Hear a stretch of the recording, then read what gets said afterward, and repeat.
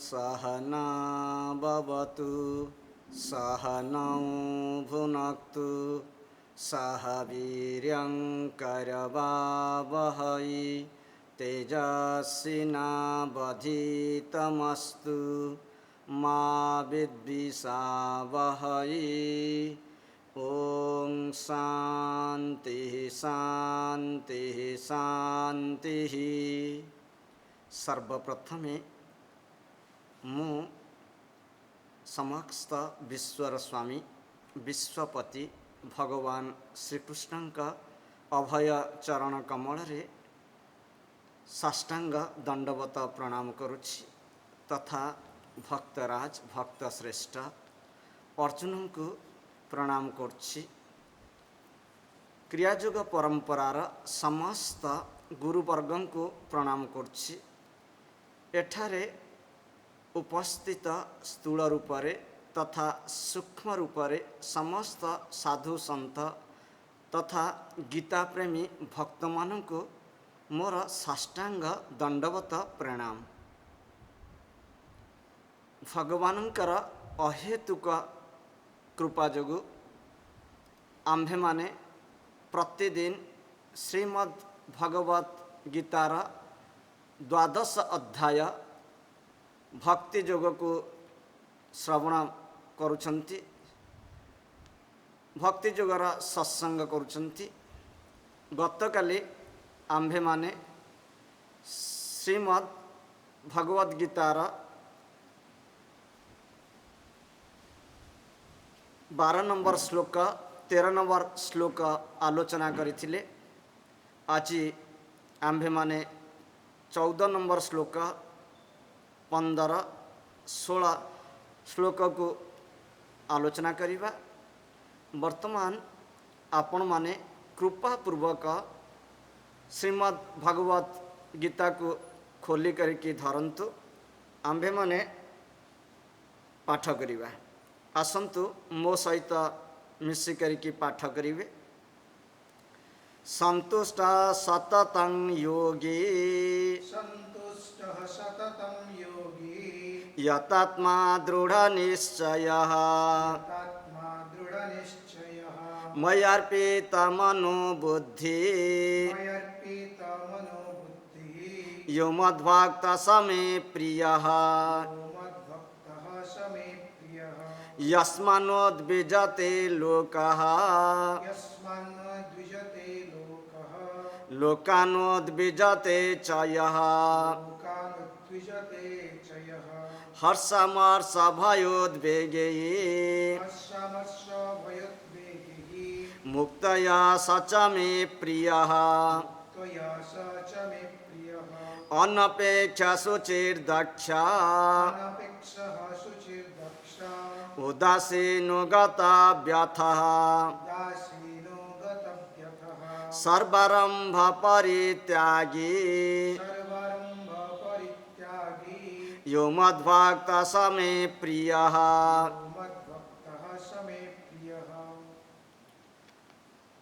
गतकाली आम्भे माने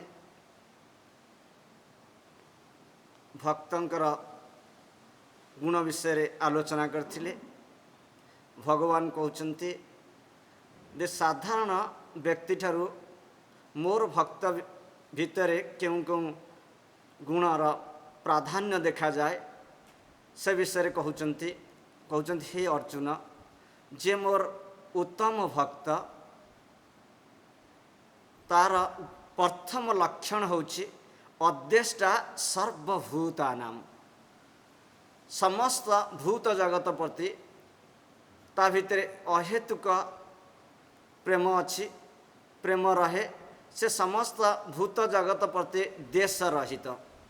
जेहेतु मोर भक्त समस्त प्रति देश रहित, तेणु तार समस्त प्रति मित्रता भाव तार हृदय जागे। मोर भक्त समस्त भूतर मित्र हो जाए। जेहेतु से समस्त भूत जगतर मित्र हो जाए, तेणु समस्त प्रति साधारणतः ता भितरे करुणा जागी जाए, समस्त प्रति ता भितरे प्रेम जागी जाए। ସମସ୍ତେ ତାହାର ମିତ୍ର ବି ହୋଇଯାଆନ୍ତି। ନିର୍ମମ ନିରହଙ୍କାର ସମ ଦୁଃଖ ସୁଖ କ୍ଷମୀ, ତାର ହୃଦୟରେ ଅହଙ୍କାର ରହିତ ଅବସ୍ଥା ପ୍ରାପ୍ତ ହୁଏ। ସେ ନିର୍ମମ, ତାର ମମକାର ବୃତ୍ତି ଚାଲିଯାଏ। ସମ ଦୁଃଖ ସୁଖ କ୍ଷମୀ, ସେ ସୁଖ ଦୁଃଖ ନିନ୍ଦା ପ୍ରଶଂସାରେ ସମତ୍ୱ ଲାଭ କରେ। ସମସ୍ତଙ୍କୁ ପ୍ରତି ସେ କ୍ଷମାଶୀଳ ବ୍ୟବହାର କରେ। ବର୍ତ୍ତମାନ 14 ନମ୍ବର ଶ୍ଲୋକରେ ଭଗବାନ କ'ଣ କହୁଛନ୍ତି ଆମମାନେ ଆଲୋଚନା କରିବା। ସନ୍ତୁଷ୍ଟ ସତତଂ ଯୋଗୀ ଯତାତ୍ମା ଦୃଢ଼ ନିଶ୍ଚୟ। ଏକ ଅତ୍ୟନ୍ତ ସୁନ୍ଦର ଶ୍ଲୋକ। ଭଗବାନ କହୁଛନ୍ତି ସନ୍ତୁଷ୍ଟ ସତତଂ ଯୋଗୀ। ସନ୍ତୁଷ୍ଟ ମାନେ ହେଲା ସନ୍ତୁଷ୍ଟ, ସତତଂ ସର୍ବଦା, ଯୋଗୀ ହେଲା ଯୋଗୀ, ଯତାତ୍ମା ଆତ୍ମସଂଯମୀ, ଦୃଢ଼ ନିଶ୍ଚୟ ଦୃଢ଼ ବିଶ୍ୱାସୀ, ମୟାର୍ପିତ ମନୋବୁଦ୍ଧି, ମନ ଓ ବୁଦ୍ଧି ଯେ ମୋ ଠାରେ ଅର୍ପଣ କରିଦେଇଛନ୍ତି। ୟହ ମାନେ ଯେ ମଦ୍ ଭକ୍ତ, ମୋର ଭକ୍ତ, ସେ, ମେ ମାନେ ମୋର, ପ୍ରିୟ ମାନେ ପ୍ରିୟ। ଏଠି ଭଗବାନ କହୁଛନ୍ତି ମୋର ଭକ୍ତ ସଦା ସନ୍ତୁଷ୍ଟ, ସେ ସର୍ବଦା ମୋ ଠାରେ ଚିତ୍ତ ନିବେଶ କରିଥାନ୍ତି। ସେ ଆତ୍ମସଂଯମୀ, ଦୃଢ଼ ବିଶ୍ୱାସୀ, ସେ ମୋ ଠାରେ ମନ ବୁଦ୍ଧି ଅର୍ପଣ କରିଦେଇଥାନ୍ତି। ସେ ଭକ୍ତ ମୋର ଅତ୍ୟନ୍ତ ପ୍ରିୟ ଅଟନ୍ତି। ଏଠି ଭଗବାନ କହୁଛନ୍ତି ମୋର ଭକ୍ତ ସଦା ସର୍ବଦା ସନ୍ତୁଷ୍ଟ ରୁହନ୍ତି। ଦେଖନ୍ତୁ, ଯଦି ସାଧାରଣ ଲୋକଙ୍କୁ ଟିକିଏ ଧନ ସମ୍ପତ୍ତି, ମାନ ସମ୍ମାନ, ଟିକିଏ ଉଚ୍ଚ ପଦ ମିଳିଗଲା ତାହେଲେ ସେ ଖୁସି ହେଇଯିବ। ପୁଣି ଟିକିଏ ଅନୁକୂଳ ପରିବେଶ ମିଳିଲା ନାହିଁ, ଟିକିଏ ଦୁଃଖମୟ ସମୟ ଆସିଗଲା, କିମ୍ବା ତାର ଘର ପରିବାରରେ କୌଣସି ପ୍ରକାର ପ୍ରତିକୂଳ ପରିବେଶ ଆସିଗଲା ତାହେଲେ ସେ ଦୁଃଖୀ ହେଇଯିବ। କିନ୍ତୁ ଭକ୍ତର ସଂସାର ପ୍ରତି ତ ଆସକ୍ତି ନଥାଏ, ତାର ଆସକ୍ତି ପରମାତ୍ମାଙ୍କ ଠାରେ ଲାଗି ରହିଥାଏ। ତେଣୁ ପରମାତ୍ମା ହେଉଛନ୍ତି ନିତ୍ୟ, ଅନିତ୍ୟ, ଆନନ୍ଦମୟ। ତେଣୁ ଭକ୍ତ ଯେହେତୁ ପରମାତ୍ମାଙ୍କ ଠାରେ ତାର ମନକୁ ଲଗାଇ କରିକି ରଖିଥାଏ, ତେଣୁ ସେ ସଦା ସର୍ବଦା ସନ୍ତୁଷ୍ଟ ରହେ ବା ସଦା ସର୍ବଦା ସନ୍ତୋଷରେ ରହେ। ଜଣେ ଆଧ୍ୟାତ୍ମିକ ବ୍ୟକ୍ତି ବା ସାଧକ ସେ ସର୍ବଦା ସନ୍ତୁଷ୍ଟ ରହିବା ଦରକାର। ଅସନ୍ତୁଷ୍ଟ ଦ୍ୱିଜ ନଷ୍ଟ। ଯଦି ଆପଣ ଅସନ୍ତୁଷ୍ଟ ହେବେ, ସବୁ କଥାରେ ଟିକେ ଟିକେ ନିଜକୁ ଭିତରେ ବିରକ୍ତି ଭାବ ପୋଷଣ କରିବେ, ସନ୍ତୋଷରେ ଜୀବନଯାପନ କରିବେ ନାହିଁ, ତାହେଲେ କ'ଣ ହେବ ନା ଆପଣଙ୍କର ଜୀବନ ଦୁଃଖମୟ ହେଇଯିବ। କ୍ଷଣେ ତୁଷ୍ଟ କ୍ଷଣେ ରୁଷ୍ଟ। ସକାଳେ ଟିକେ ଖୁସି ହେଇଗଲେ, ଟିକେ ଭଲ ଖାଇବାକୁ ମିଳିଗଲା, ସକାଳେ ଟିକେ ଖୁସି ହେଇଗଲେ, ପୁଣି ସନ୍ଧ୍ୟାକୁ ଯଦି ଆପଣଙ୍କର ପତ୍ନୀ ଟିକେ ଲୁଣ ଟିକେ ଅଧିକା ପକାଇ ଦେଇଛି ଯଦି ତରକାରୀରେ, ଆପଣଙ୍କ ମୁହଁ ଶୁଖିଗଲା। କହିଲେ ଆଜି ଲୁଣ ଟିକେ ଅଧିକା ହେଇଗଲା, ମୁଁ ଏତେ କାମ କରିକି ଆଇଛି କିନ୍ତୁ ତୁ ରୋଷେଇ କରୁଛୁ ଯେ ତାକୁ କେହି ବି ଖାଇବେ ନାହିଁ, ତେଣୁ ମନ ଦୁଃଖ ହେଇଗଲା। ଦେଖ, ସାଧାରଣ ତରକାରୀଟାଏ ବି ଆପଣଙ୍କର ମନକୁ ଦୁଃଖରେ ପରିଣତ କରିଦେଲା। କିନ୍ତୁ ଏଠି ଭଗବାନ କହୁଛନ୍ତି ମୋର ଭକ୍ତ ସଦା ସନ୍ତୁଷ୍ଟ ରହିବ। ସୁଖ ଦୁଃଖ, ଲାଭ କ୍ଷତି, ଜୟ ପରାଜୟ, ସବୁ ପରିସ୍ଥିତିରେ ସେ ସନ୍ତୁଷ୍ଟ ରହିବ। କାହିଁକି ନା ସେ ଜାଣିছে ସବୁକିଛି ଭଗବତମୟ, ଯାହା କିଛି ତାକୁ ପ୍ରାପ୍ତ ହେଉଛି ଭଗବାନଙ୍କର କରୁଣାରୁ ପ୍ରାପ୍ତ ହେଉଛି। ତେଣୁ ସେ ସଦା ସର୍ବଦା ସନ୍ତୁଷ୍ଟ ରହିବା ପାଇଁ କି ଚେଷ୍ଟା କରିବ। ପତଞ୍ଜଳି ମହର୍ଷି କହୁଛନ୍ତି ଯୋଗ ସୂତ୍ରରେ, ଯଦି ଭକ୍ତ ସନ୍ତୋଷରେ ରହିବ ତାହେଲେ କ'ଣ ହେବ ନା ସନ୍ତୋଷାତ୍ ଅନୁତ୍ତମ ସୁଖ ଲାଭ। ଯଦି ମୋର ଭକ୍ତ ସନ୍ତୋଷରେ ରହିବ ବା ଯୋଗୀ ସନ୍ତୋଷରେ ରହିବ ବା ସାଧକ ସନ୍ତୋଷରେ ରହିବ, ତାହେଲେ ତାକୁ ଅନୁତ୍ତମ ସୁଖ ଲାଭ ହେବ। ସେ ସୁଖର କଳନା ନାହିଁ, ତାକୁ ଏତେ ଆନନ୍ଦ ମିଳିବ, ସେ ଆନନ୍ଦ କୌଣସି ଆନନ୍ଦକୁ ମାପି ପାରିବେ ନାହିଁ ବା କଳନା ନାହିଁ। ଅସନ୍ତୁଷ୍ଟ ବ୍ୟକ୍ତି ସର୍ବଦା କ'ଣ ହୋଇଯାଏ ନା ନଷ୍ଟ ହୋଇଯାଏ। ତାର ବର୍ତ୍ତମାନ ସମୟ ବି ନଷ୍ଟ ହୋଇଗଲା, ତାର ଭବିଷ୍ୟତ ବି ନଷ୍ଟ ହୋଇଗଲା, ତାର କ'ଣ ନା ସମସ୍ତ ଜୀବନ ବି ନଷ୍ଟ ହୋଇଯାଏ। ତେଣୁ ଭଗବାନ କହୁଛନ୍ତି ସର୍ବଦା ସନ୍ତୋଷରେ ଜୀବନଯାପନ କର। ଏଠି ଦେଖନ୍ତୁ, ମୁଁ ଆପଣମାନଙ୍କୁ ଏକ କଥା କହୁଛି ଯେ ଭକ୍ତ କେମିତି ସଦା ସର୍ବଦା ସନ୍ତୋଷ ରହେ। ଥରେ ଭଗବାନ ଶଙ୍କରଜୀ ମା ପାର୍ବତୀ ନନ୍ଦୀ ଉପରେ ବସି କରିକି ଭ୍ରମଣରେ ଯାଉଥିଲେ। ଭ୍ରମଣରେ ଯିବା ସମୟରେ ମାର୍ଗରେ ସନକ, ସନନ୍ଦନ, ସନାତନ, ସନତ କୁମାର ଚାରି କୁମାରଙ୍କ ସହିତ ତାଙ୍କର ଭେଟ ହୋଇଗଲା। ସାଧାରଣତଃ ଆପଣମାନେ ଜାଣିଛନ୍ତି ଭଗବାନ ଶଙ୍କର ଆଉ ପାର୍ବତୀ ଜଙ୍ଗଲରେ ନିର୍ଜନ ସ୍ଥାନରେ ଭ୍ରମଣ କରିବାକୁ ଭଲ ପାଆନ୍ତି। ଆଉ ସାଧାରଣତଃ ଯୋଗୀ ଆଉ ଭକ୍ତ ନିର୍ଜନ ସ୍ଥାନରେ ବାସ କରିବାକୁ ଭଲ ପାଆନ୍ତି। ତେଣୁ ଏ ଚାରି କୁମାରଙ୍କ ସହିତ ଭେଟ ହୋଇଗଲା। ଏ ଚାରି କୁମାର ମସ୍ତରାମ ବ୍ରହ୍ମରେ ଲୀନ ହୋଇକରିକି ବ୍ରହ୍ମାନନ୍ଦ ସାଗରରେ ଡୁବି କରିକି ଯାଉଛନ୍ତି। ତେଣୁ ତାଙ୍କର ଚାରି ପଟକୁ ବା ତାଙ୍କର କେଉଁଆଡ଼େ ଦୃଷ୍ଟି ନାହିଁ। ତେଣୁ ସେ ମସ୍ତରାମ ହୋଇକରିକି ଚାଲିଗଲେ। ଏହାକୁ ଦେଖି ପାର୍ବତୀ ମାଆଙ୍କ ମନରେ ଖୁବ୍ ଦୁଃଖ ହୋଇଗଲା। କହିଲା ଦେଖ ଦେଖ ଏ 5 ବର୍ଷର ବାଳକ କେତେ ଟିକେ ଶିଷ୍ଟତା ବି ଜାଣିନାହାନ୍ତି ଯେ ଆମେ 2 ଜଣ ଯାଉଛେ ଠିକ୍ ଅଛି, ମୋତେ ପ୍ରଣାମ ନ କଲେ ନାହିଁ, ଭଗବାନ ଶଙ୍କରକୁ ବି ପ୍ରଣାମ କଲେ ନାହିଁ। ଶଙ୍କର ତ ହେଉଛନ୍ତି ବ୍ରହ୍ମରେ ଡୁବି କରିକି ରହିଛନ୍ତି, ସେ ବି ମସ୍ତରାମ, ସେ କିଛି କହିଲେ ନାହିଁ, ଚୁପ୍ ହେଇଗଲେ। କିନ୍ତୁ ମା ପାର୍ବତୀକୁ ଏ କଥା ସହନ ହେଲା ନାହିଁ।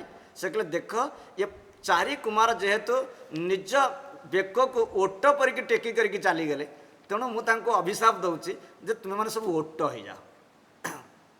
ଠିକ୍ ଅଛି, ଚାରି କୁମାର ସହିଗଲେ। ସେ ଭକ୍ତ ତ ସହି ଭାବୁଛି ତା'ର କାମ, ମାନେ ସମସ୍ତଙ୍କୁ କ୍ଷମା କରିଦେବା, କ୍ଷମାମୟ ହେଉଛି ଭକ୍ତର କାମ। ତେଣୁ ସେ ସହିଗଲେ। ସେ କହିଲେ ଠିକ୍ ଅଛି, ଯେମିତି ମଣିଷ ତନୁ, ଯେମିତି ମଣିଷ ଶରୀର, ସେମିତି ଓଟ ଶରୀର। ଭଗବାନ ତ ସମସ୍ତଙ୍କୁ ଶରୀର ଦେଇଛନ୍ତି, ଇଏ ଶରୀର ହେଉଛି ଗୋଟେ ବସ୍ତ୍ର ଭଳିଆ। ତେଣୁ 4 ଜଣ ଓଟ ହୋଇଗଲେ। ଓଟ ହୋଇକି ଆନନ୍ଦରେ ଘୁରିବାକୁ ଲାଗିଲେ। ଗଛ ଲତା ପତ୍ର ଖାଇଲେ, ଗଛ ପତ୍ର ଖାଇଲେ, ଗଛ ଚାଇରେ ଶୋଇଲେ, ଆଉ ଆନନ୍ଦରେ ମସ୍ତରାମ ହୋଇକରିକି ରହିଲେ। କିଛି ଦିନ ଗଲା ପରେ ଶଙ୍କରଜୀ କହିଲେ ପାର୍ବତୀ, ତୁମେ ତ ସେ ଚାରି କୁମାରକୁ ଅଭିଶାପ ଦେଇଦେଲ, ଏବେ ସେ ଚାରି କୁମାର ଛୋଟ ବାଳକ ଥିଲେ, ତାଙ୍କର ଅବସ୍ଥା କ'ଣ ହେଲା କେବେ ଦେଖିଛ? ସେମାନେ ତ ମୋର ଭକ୍ତ, ତାଙ୍କୁ ବିନା ଦୋଷରେ ତୁମେ ଅଭିଶାପ ଦେଇଦେଲ। ମା ପାର୍ବତୀ ମା ତ ଟିକେ ରାଗିଗଲେ। ମାର ରାଗ ହେଉଛି ପାଣିରେ ଗାର ଭଳିଆ। ଏ ଟିକେ କ୍ରୋଧିତ ହୋଇଗଲା। ତାପରେ ମନରେ ପୁଣି ତାଙ୍କର ଦୟା ଚାଲି ଆସିଲା। ସେ ଯାଇ ଦେଖିବାକୁ ବାହାରିଲେ। କହିଲେ ଚାଲ ଚାଲ ଦେଖିବା ଯେ ଚାରି କୁମାରମାନେ କ'ଣ କରୁଛନ୍ତି। ସେ ଯାଇକରି ଦେଖିଲେ ଯେ ଚାରି କୁମାର ଓଟର ଉପରେ ଗଛ ତଳରେ ଶୋଇ କରିକି ପାକୁଳି କରୁଛନ୍ତି। ଯେତେବେଳେ ସେ ପାକୁଳି କରୁଛନ୍ତି, ତାଙ୍କୁ ଦେଖି କରିକି ଭଗବାନ ଶଙ୍କର ହସିଦେଲେ। କହିଲେ ତୁମର ଅବସ୍ଥା କ'ଣ? ସେମାନେ ଉଠି କରିକି କହିଲେ ଭଗବାନ, ଆମେମାନେ ପରମ ଶାନ୍ତିରେ ସନ୍ତୁଷ୍ଟରେ ଅଛୁ। ନା କାହିଁକି ନା ଦେଖନ୍ତୁ, ଶରୀର ତ ହେଉଛି ବସ୍ତ୍ର, ଭଗବାନଙ୍କର ବସ୍ତ୍ର ଦେଇଛନ୍ତି। ଗୋଟେ ସୂତା ବସ୍ତ୍ର ପିନ୍ଧିଦେଲେ, ଗୋଟେ ଲାଇଲେନ୍ ବସ୍ତ୍ର ପିନ୍ଧିଦେଲେ, କ'ଣ ଫରକ ଅଛି? ମଣିଷ ଶରୀର ପାଇଥିରୁ ବଡ଼ ଝିଞ୍ଝଟ ଥିଲା। ନା କ'ଣ ଝିଞ୍ଝଟ ଥିଲା? ନା ଖାଦ୍ୟ ପାଇଁକି ଭିକ୍ଷା କରିବାକୁ ପଡ଼ୁଥିଲା, ଆ ଘର ତା ଘର ବୁଲିବାକୁ ପଡ଼ୁଥିଲା, ବହୁତ ଗାଳି ସହିବାକୁ ପଡ଼ୁଥିଲା। ଦେଖ ହଟା କଟା ପିଲା ଗୁଡ଼ାକ ଖାଇ ପିଇକି ରାଜା ଛୁଆ ଭଳିଆ ହେଇଛନ୍ତି, ଭିକ୍ଷା କରିବାକୁ ଆଉଛନ୍ତି। ତେଣୁ କେତେ କ'ଣ ଗାଳି ଶୁଣିବାକୁ ପଡ଼ୁଥିଲା। ସେ ଗାଳିରୁ କମ୍ ସେ କମ୍ ନିସ୍ତାର ମିଳିଲା।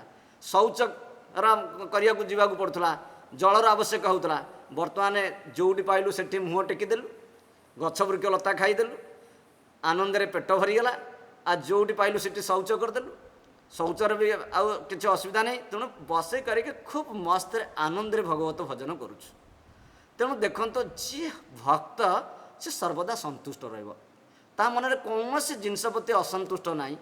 ସେ ବର ପାଇଲେ ବି ସନ୍ତୁଷ୍ଟ, ସେ ଅଭିଶାପ ପାଇଲେ ବି ସନ୍ତୁଷ୍ଟ, ସେ ସୁଖରେ ବି ପାଇଲେ ବି ସନ୍ତୁଷ୍ଟ, ସେ ଦୁଃଖରେ ବି ସନ୍ତୁଷ୍ଟ, ଲାଭରେ ସନ୍ତୁଷ୍ଟ, ଅଲାଭରେ ସନ୍ତୁଷ୍ଟ, ସଦା ସର୍ବଦା ସନ୍ତୁଷ୍ଟ ରହିବ। ଦ୍ୱିତୀୟ ଲକ୍ଷଣ ହେଉଛି ଭକ୍ତର ୟତାତ୍ମା। ଯିଏ ଭକ୍ତ ସେ ହେଉଛି ୟତାତ୍ମା। ୟତାତ୍ମା ହେଲା କ'ଣ ନା, ଏଠି ଆତ୍ମା ଶବ୍ଦ ମନ ଆଉ ଇନ୍ଦ୍ରିୟ ବାଚକ। ଏଠି ଆତ୍ମା ହେଉଛି ମନ ଆଉ ଇନ୍ଦ୍ରିୟ ବାଚକ। ୟତାତ୍ମା ମାନେ ହେଲା ନା ଯିଏ ଭକ୍ତ ସେ ସଦା ସର୍ବଦା କ'ଣ ନା ତାଙ୍କର ମନ ଆଉ ଇନ୍ଦ୍ରିୟକୁ ଶାନ୍ତ କରିକି ରଖିଥାନ୍ତି। ତାଙ୍କ ମନ ଇନ୍ଦ୍ରିୟ ଚଞ୍ଚଳ ନୁହେଁ। ତାଙ୍କର 10 ଇନ୍ଦ୍ରିୟ ମନକୁ ସେ ସମ୍ପୂର୍ଣ୍ଣ ରୂପରେ ନିଜ ଆୟତ୍ତରେ ରଖିଥାନ୍ତି। ଆୟତ୍ତରେ ରଖିକି ଶୃଙ୍ଖଳିତ ଜୀବନଯାପନ କରନ୍ତି। ତାଙ୍କର ସଦାସର୍ବଦା ଶ୍ୱାସ ଉପରେ ସଂଯମ ଥାଏ। ତାଙ୍କର मन उपरे संयम थाए, तांकर इंद्रिय केबे भी कुमार्गरे जाहंती नाही। देखंतु जदि आपण शास्त्र देखिबे, दुष्यंत जेतबेले शकुंतला को भल पाई बसले सेतबेले तांक मनरे प्रश्न हैला, मु होउची क्षत्रिय आ ये शकुंतला होउची ऋषि कन्या, आ मु गोटे क्षत्रिय है कि गोटे ब्राह्मण कन्या को किभली भल पाई गेली, तो मन काहेकि मो इंद्रिय काहेकि चंचल हो गले। तेणु से बारंबार प्रश्न करके तांक मन को बुझिया को चेष्टा कले, तांक मन भीतर उत्तर आसला ना ना शकुंतला केबे भी ब्राह्मण कन्या हो पारिब नाही, से निश्चय क्षत्रिय कन्या। तेणु देखंतु एठी ऋषि माने कहउचंती जो माने होउचंती योगी बा भक्त बा साधक, सेमानकर इंद्रिय प्राय चंचल हुए नाही। जदि इंद्रिय चंचल हेउची निश्चय तार कौनसी कारण रहिबो, बिना कारण रे तांकर इंद्रिय चंचल हेबो नाही। तेणु मोर भक्त होउची यतात्मा, सदा सर्वदा से निज इंद्रिय को संयम करके रखिछि।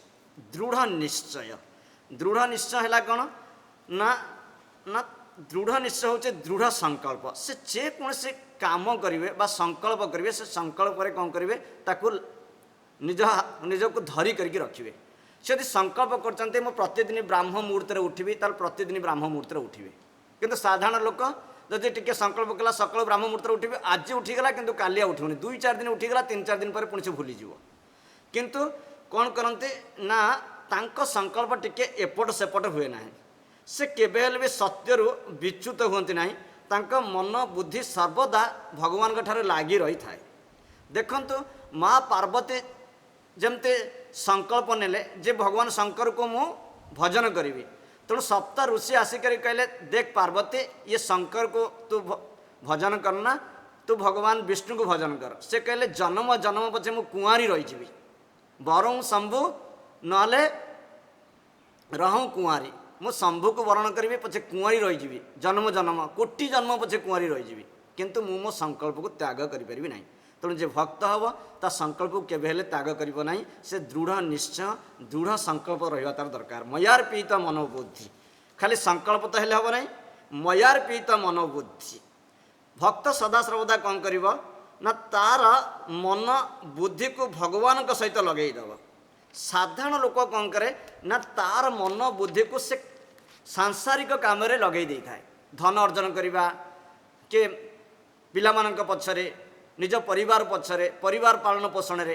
तेणु जेहेतु तार मन संसार भोगरे विश्व भोगरे लगी जाए, तेणु से ईश्वर को चिंतन करि पार नाही। भक्त कौन करे ना तार मन को संपूर्ण रूप से ईश्वर ठारे समर्पण कर दे थाए।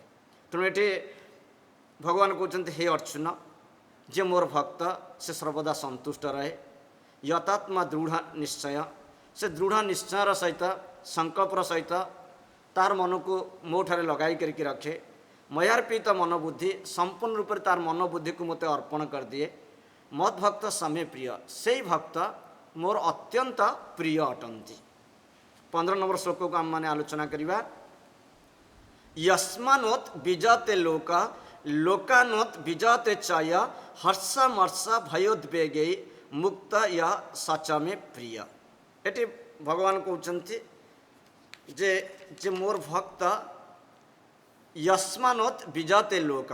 वर्तमान प्रति शब्दर अर्थ माने आलोचना करिबा। यस्मात् माने जहाँक ठारू, न उद्विजते माने उद्विग्न हुंती नाही, लोक माने संसार, लोकात् माने संसार ठारू, न उद्विजते उद्विग्न हुंती नाही, च माने एवं, य माने चे, हर्षमर्ष भयोद्वेगे, हर्ष और अमर्ष भय व उद्वेग शून्य, मुक्त माने मुक्त, य माने जे, स माने से, च माने एवं, मे माने मोर, प्रिय माने प्रिय। एटी भगवान कहते जहाँ उपस्थिति रे कौन से प्राणी उद्वेग प्राप्त हुंती नाही, एवं जे निजे मध्य कौन से प्राणीर उपस्थिति द्वारा उद्वेग प्राप्त हुंती नाही, तथा जे हर्ष अमर्ष माने ईर्षा भय व उद्वेग शून्य, से ही मोर अत्यंत प्रिय भक्त।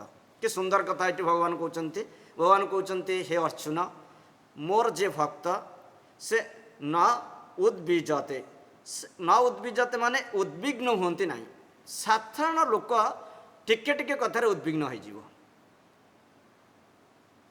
सकाळे जदि कौन सी लोक तार परिवार कौन सी लोकर टिके छिंक भी आसीगला काश भी आसीगला से उद्विग्न हो ना कौन होगा ना आज मो पुअर देह भल ना मो झीर देह भल ना कम से कम 5-10 जन को कही छोटिया कथार भी से उद्विग्न हो एठी भगवान कहते जे मोर भक्त कौन सी कथार उद्विग्न हम ना मोर भक्तर उपस्थिति मध्य कौन से प्राणी का हृदय उद्वेग बा उद्विग्न प्राप्त कराइब ना आपण देखु जे भक्त जेहेतु समस्तंकर होची ता हृदय देश रहित आ समस्त प्रति मित्रतापूर्ण आ समस्त प्रति करुणार भरा तेणु भक्तर उपस्थिति रे समस्त आनंदित विभोर होइजिवे जमते युधिष्ठिरंकर उपस्थिति रे नरकेरे थिबा समस्त पापी गुण आनंद रे विभोर हो गले से भली भक्तर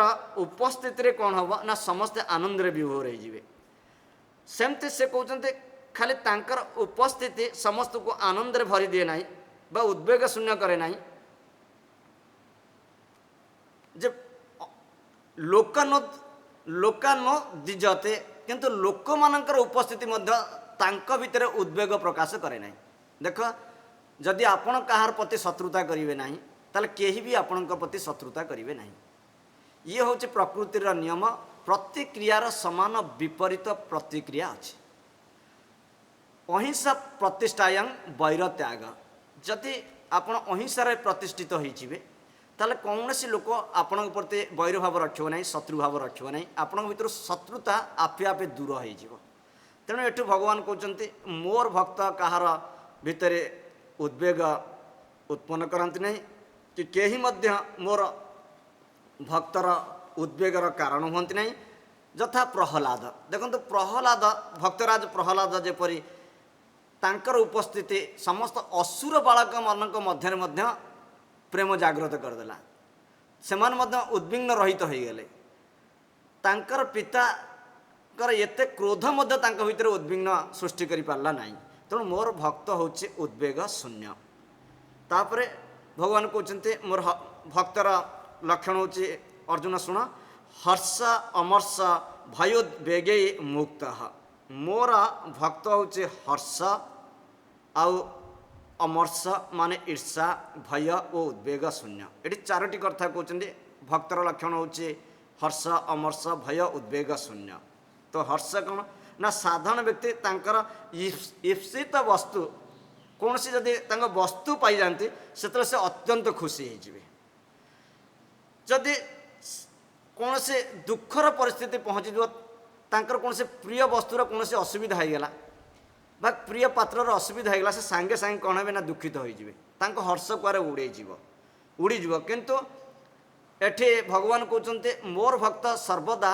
कौन हुए ना मो ठारे लगी रही जो से छोट छोट जिनिस प्राप्ति रे हर्षित हो ना कि छोट छोट जिनिस जदि ताकू न मिलला अप्राप्त भी है तादरे से दुखित हो ना एठी अमर्ष कौन ना देखो अमर्ष मान हूँ ईर्षा बा क्रोध बा असहिष्णुष्णा अमर्ष हूँ ईर्षा आ क्रोधर मिश्रणर अवस्था ईर्षा कौन आप बुझी नियंतु देखंतु ईर्षा करुवा व्यक्ति सर्वदा दुख को प्राप्त हुए ईर्षा किए करे ना अन्यर प्रसन्नता उत्कर्ष प्रगति सफलता आदि को देखि न पारिबा होछि आमर एक ईर्षा जनकर प्रगति सफलता आ तार प्रसन्नता को यदि आपण सही पारिबे नहीं हृदय रे यह को कहा जाए ईर्षा ईर्षा करुवा व्यक्ति सर्वदा हैरान हुए सर्वदा उद्विग्न हुए से कौन हुए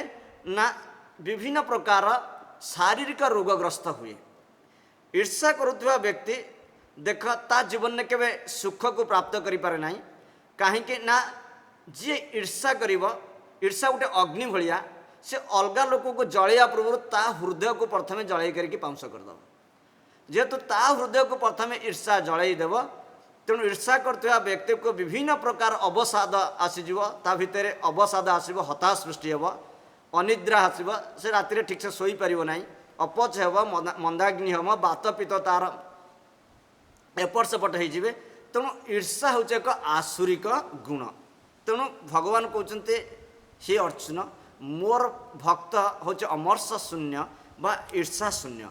जमती संसार रे विभिन्न प्रकार फूलर आवश्यकता अच्छी, बगीचारे मल्ली गोलाप आउ मंदार आवश्यकता अच्छी, सेमती संसार रे विभिन्न प्रकार व्यक्तिर आवश्यकता अच्छी।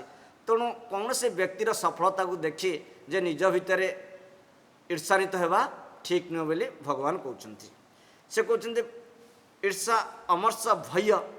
भय है कहीं देख ना साधारण व्यक्ति को मृत्यु भय, रोग भय, जन्म भय, जरा भय, ये चारिटा भय ताको सब लगी करके रही था। कहीं से सब निजको इनसिक्यूरिटी अनुभव करे, निजको से भावे जे मोर कौन हम भविष्य चिंतार से डूबी जाए। बर्तमान जमी समस्त को कोरोनार भय लगी रही जे कोरोना हम कि न हम तार किसी ठिकना ना, किंतु नहेबा पूर्व लोक चिंता करके मरी जाऊँ कोरोना भय। ये भर्तृहरि कहते देख जगत जिते किसी जिनस सब हूँ भयान्वित, सब किसी भयर भरपूर। से कहते भोगे रोग भयम, जदि भोग कर देख रोगर भय आसो कह मनुष्य स्तर पाई यावत जीवे ऋण कृता घृतम पीवे। जो पर्यंत बचे ऋण करेंगे घृत पीजी खाईजी, कारण कोरोना आदि मरीगली आउ कौन खाइबी कौन पीबी, तेणु जीवन तो नष्ट हो। तेणु जावत जीवे ऋण कृता घृतम पीवे, जो पर्यंत बचे ऋण करके पीजी खाईजी रही जहाँ देखा। किंतु ये भगवान कहते खाइले कौन पीले कौन हम, खाईपर ना तुम्हें भोग कर तुमको सदा सर्वदा रोगर भय लगी रसगोला खाऊ, रसगोला प्रति प्रीति आसीगला तो मधुमेह रोग डायबिटिक रोग पछरे लगी करके तेणु ये भगवान कहते तुम्हें खाई पी भी पार ना। भोगे रोग भयम कूले च्युति भयम, जदि कौन ब्राह्मण कूल जन्म हो तार कूल च्युति होगा, जदि कूलर पतन होगा तो गला। बीते नृपलात भयम, धन संपत्ति गुड़े अच्छी टंका पैसा अच्छी से निज भर बड़ अहंकार जे मो पाखे बहुत धन संपत्ति अच्छी। धन संपत्ति रहे सदा सर्वदा भय। कहीं भय ना नृपलात भयम, से सेतबेल समय राजा मैंने आसिक कौन करते ना असुल करते पैसा, किंतु बर्तमान काले टैक्स डिपार्टमेंट लगी पछे इनकम टैक्स लगी। तेणु सदा सर्वदा सकाळु संध्या जाए भय घेरी रही जहाँ पाखे पैसा अच्छे। आउ मौने दैन्य भयम, कह ठीक अच्छे मुझे क्या सागर मिसला बेलू झगड़ा होसुविधा हो ये हो, तेणु मुझे मौन होकर रही। मौने दैन्य भयम, मौन हेल्ले लोक कहे यहाँ हूँ मुकटा यहाँ किसी जानी या किसी जना नहीं, तेणु दैन्य भय। तेणु लोक आपन को कौन करेंगे ना सम्मान देवे ना, तेणु आप गोटे साधारण लोक परिणत हो। तेणु मौने दैन्य भयम। कहते बड़े रिपु भयम, जब बलवान अच्छा शक्तिशाली अच्छा तो आउ जड़े बलवान लोक चली आस कह मो सागर लड़, आउ जड़े पहलवान आस कह तू लड़ुच ना हाँ मो सागे लड़िक देख। तेणु बल रहा रिपु भयम, आउ किए मोटू गोटे बलवान लोक आसीज ना। तो रूपे जरा भयम, जदि रूप पाई सुंदर रूप पाई आप खुशी होती तो जरा भयम, जदि किसी गोटे रोग आसीगला, जदि किसी रोग गोटे आसीगला कि जरा आसीगला वार्धक्य आसीगला तो आपणकर रूप कौन हम ना नष्ट हो। जौवन सुंदर दांत थिला ना मल्ली फूल भाया दांत, किंतु से वार्धक्य आसला से दांत सब झड़ी पड़ा। दर्शन विहीनम तुंडम, आपन दांत शून्य होगला ताधे आप भोग कर वृत्ति जाऊना। तेणु सदा सर्वदा भय। शास्त्रे बाद भयम, जदि शास्त्र जानते ताले बाद भयम, किए मो सागर लड़िया को चली आसो ना, तो किए मो सागर शास्त्र मत शास्त्र परास्त करदेव ना। से शास्त्रे बाद भयम, शास्त्र जे अच्छे बाद विवाद किए कर आसिकी से भय। गुणे रूपे गुणे खल भयम, जदि आप गुणवान लोक ताले खल दुष्ट लोक आपको बहुत सतैब। कुआ पथर भाया दुष्ट लोक निजे भी नष्ट हम आपन को भी नष्ट करदेव। कुआ पथर पड़ी जमी निजे नष्ट होमती जहाँ पर पड़ा ताकू भी नष्ट करदेव। सेमती खल लोक कौन कर बिना कारण कौन कर ना खल लोक आसिक सज्जन लोक सागर लड़ाई झगड़ा कर। तेणु कौन कर जब गुण भल भी गुण रहा पुणी भी क्या भय रहा ना खल लोक भय। आउ सबू कौन हो दुनिया रे सब हूँ भयान्वित, सबकि वस्तु भयर परिपूर्ण। केवल वैराग्यम अभयम, केवल वैराग्य हूँ अभयम। जदि वैराग्य अवस्था आपणकर आसला ताल सेटा हूँ अभयम, ताल आपन को अभय स्थिति नहीं जीव। एठे भगवान कहते हर्ष मर्ष भय उद्वेग, उद्वेग शून्यता हूँ भक्तर लक्षण। जे उद्वेग है कौन देख ये श्लोक रे उद्वेग माने मनर अस्थिरता। ये भगवान तीन थर उद्वेगर शब्द व्यवहार कर तीन थर उद्वेगर शब्द अच्छे। प्रथम से कहले कौन ना प्रथमे कहले यस्मनोत् विजते लोक, प्रथमे कहले जे भक्तंकर कौन सी क्रिया अन्य मनरे उद्वेग सृष्टि करिवो नाही। द्वितीय कहले अन्यर उपस्थिति मध्य भक्त मध्य उद्वेग सृष्टि करिवो नाही। तीन रे एठी आउ थरे कहउचंती जे अन्य कारण मध्य उद्वेगर कारण, जे आउ थरे मध्य उद्वेग शब्द व्यवहार करचंती जे भक्त उद्वेग रहित।